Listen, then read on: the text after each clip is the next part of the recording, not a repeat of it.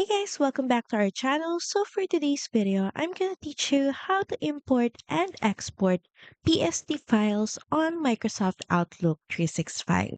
So first head over and launch Outlook and of course make sure that you're logged into your Outlook account. Next, click on File, then click on Open and Export. This will open up this small window where you can see the import and export settings.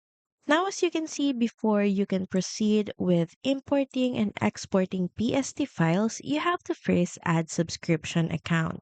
So click on add subscription account and here just click on add subscription, then enter in the email address of a subscribed account and once you have that, you should now be able to import and export PSD files easily.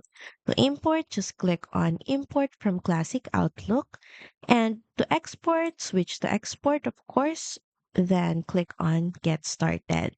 From then, just follow all the on-screen prompts in importing and exporting your PSD file. So that's pretty much it. Thank you very much for watching this video, and I'll see you again on the next one. Bye!